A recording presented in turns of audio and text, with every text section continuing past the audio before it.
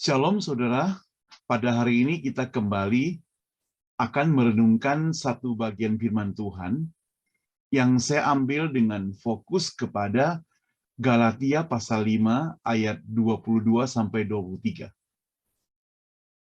Galatia pasal 5 ayat 22 sampai 23, demikian firman Tuhan.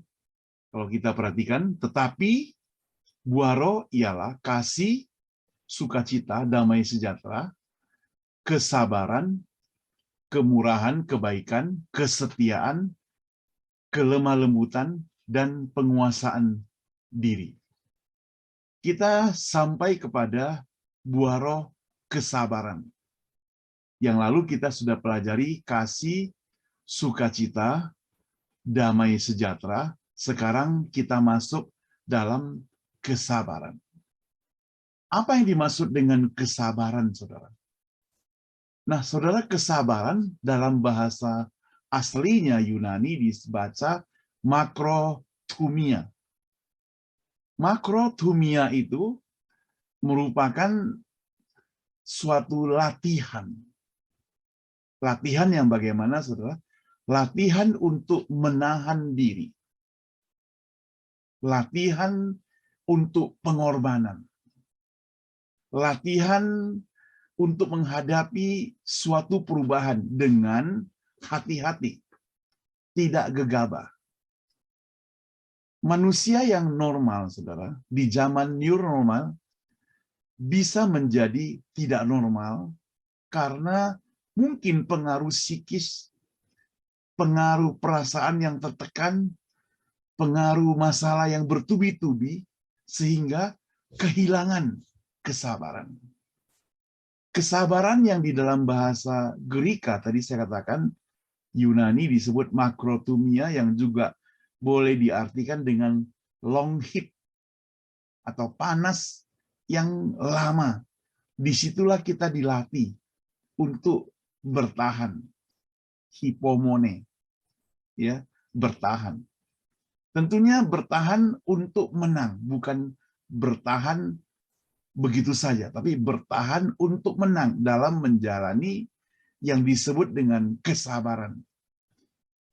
Terjemahan bahasa Inggris untuk kesabaran itu dibaca dengan long suffering. Itu penderitaan yang lama. Dan long heat itu panas yang lama. Jadi tetap bertahan di dalamnya. Disinilah roh Allah bekerja dalam hidup kita. Menguji kita, melatih kita supaya bertumbuh. Supaya kita melahirkan karakter buah roh yang disebut dengan kesabaran.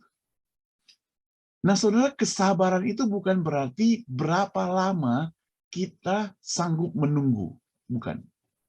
Kadang ada orang bilang dia sabar loh ya. Dia menunggu di airport dari tadi pagi sampai sore. Dia sabar. Pertanyaannya, benarkah dia sabar? Apa arti sabar? Kalau dia menunggu di airport itu dengan ngomel, dengan menggerutu, dengan marah-marah, dengan protes, dengan muka yang duram durja, nah, itu bukan kesabaran. Itu dia hanya menahan, belum sampai masuk dalam kesabarannya. Oke lah, dia bisa melewati, tapi dia tidak dapat menahan dirinya. Itu sebabnya maka di dalam terjemahan bahasa Inggris dikatakan long suffering. Penderitaan yang lama harus kita lewati. Itu kesabaran.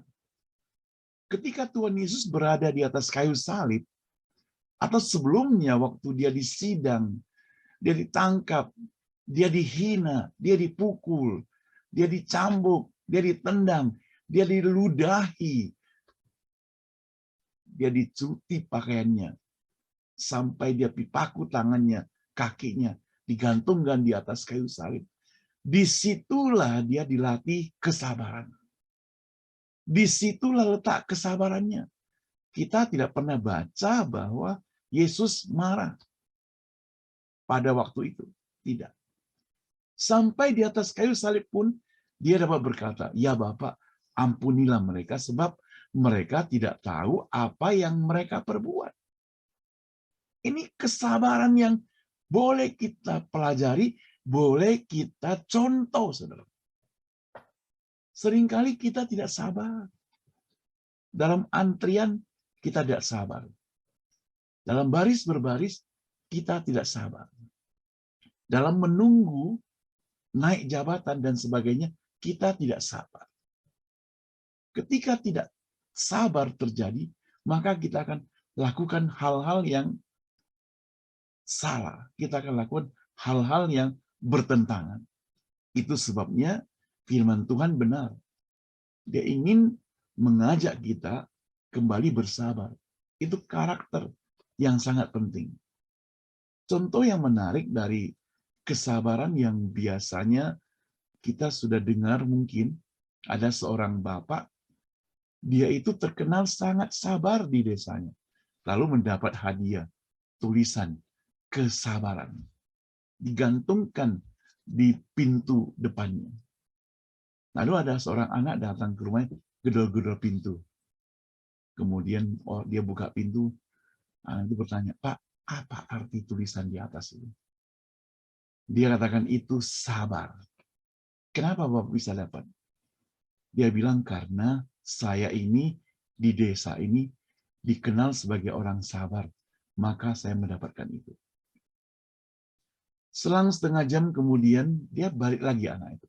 Gedor-gedor lagi pintu. Dia tanya, "Pak, apa arti itu?" Dia bilang, "Tadi kan saya sudah bilang, Nak, itu artinya sabar." "Kenapa Bapak bisa dapat?" "Kan tadi saya sudah kasih tahu. Saya dapat itu karena saya ini orang sabar." Anak itu pergi. Lalu 1 jam kemudian, anak itu datang kembali, dia gedor pintu, kemudian bertanya kepada bapak itu, "Pak, apa arti tulisan itu?" Dia bilang, "Anakku, itu namanya sabar." "Kenapa Bapak bisa dapat?" "Saya sudah kasih tahu ya tadi ya, bahwa saya ini orang yang sabar di desa ini." Anak itu pun pergi. 2 jam kemudian anak itu datang kembali, gedor pintu bapak itu dan bertanya, "Pak, apa arti tulisan di atas?" Bapaknya naik pitam, mukanya merah. Dia bilang, "Hai, dengar ya, sabar tulisannya." "Apa artinya kok Bapak bisa dapat?" "Saya sudah bilang dari tadi bahwa saya dapat tulisan ini karena saya sabar di tempat ini. Cepat-cepat pergi." Dia mengusir anak itu. 2 jam kemudian, anak itu datang kembali. Gokil anak itu. Dia gedor pintu. Bapak itu langsung mengusirnya. Saudara, ini hanya sebuah gambaran, ilustrasi tentang kesabaran. Seseorang itu ditentukan atau dites kesabarannya tatkala dia bisa melewati semua tahap dan menang. Yang menjadi masalah sekarang ini adalah kita ini mengaku orang percaya. Dan Tuhan menuntut kita harus memiliki buah roh. Ada kasih, sukacita, kesabaran, ya, kedamai sejahtera. Ada kasih, sukacita, damai sejahtera, kesabaran. Nanti ada kemurahan, ada lagi kebaikan, kesetiaan, kelemah lembutan, penguasaan diri. Nah, itu semuanya harus dimiliki oleh setiap orang percaya.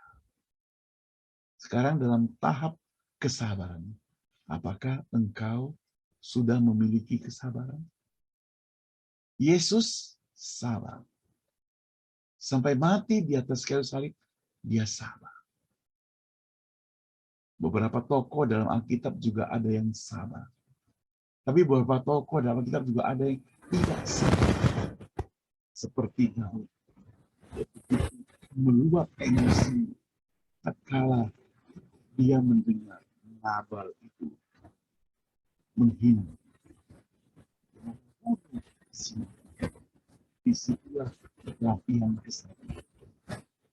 Kita juga demikian, setiap hari kita dilatih untuk bersabar. Waktu kita pergi ke tempat kerja, bicara dengan rekan kerja, bicara dengan orang lain, menghadapi orang lain, di situ kita dilatih kesabaran.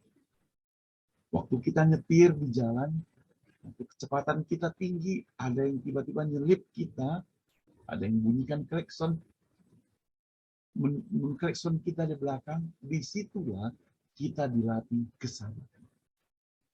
Waktu kita baris di supermarket, ketika ada orang memotong kita, dia dibeli duluan, disitulah kita dilatih kesabaran.